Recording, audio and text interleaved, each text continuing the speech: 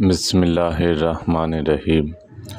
رسول اللہ صلی اللہ علیہ وسلم نے فرمایا کہ جو ہمارے اس دین میں کوئی نئی بات ایجاد کرے جو اس میں نہیں ہے وہ مردود ہے۔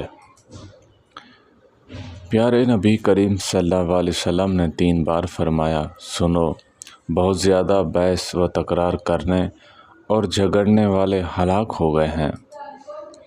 حضرت ابو ہریرہ رضی اللہ تعالیٰ عنہ سے روایت ہے، نبی کریم صلی اللہ علیہ وسلم نے ارشاد فرمایا، تم میں سے پہلے لوگوں میں محدث ہوا کرتے تھے، اگر میری امت میں کوئی شخص محدث ہوتا تو وہ عمر ہوتا۔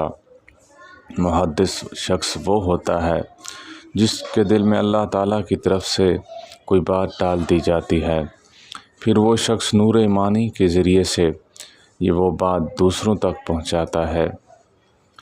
حضرت امام حسن رضی اللہ تعالیٰ عنہ سے روایت ہے کہ نبی کریم صلی اللہ علیہ وسلم نے ارشاد فرمایا، جو شخص صبح کی نماز کے بعد طلوع آفتاب تک اسی جگہ بیٹھا رہے وہ جہنم سے نجات پائے گا۔ حضرت امام حسین رضی اللہ تعالیٰ عنہ سے روایت ہے، نبی کریم صلی اللہ علیہ وسلم نے ارشاد فرمایا، جس مرد یا عورت کو کوئی تکلیف پہنچی ہے پھر وہ عرصے بعد یاد آئی ہو تو انا للہ و انا الیہ راجعون پڑھے تو اس کو اس وقت بھی اتنا ثواب ملے گا جتنا کہ مصیبت کے وقت پہنچا تھا۔ اللہ تعالی ہم سب کو عمل کرنے کی توفیق عطا فرمائے۔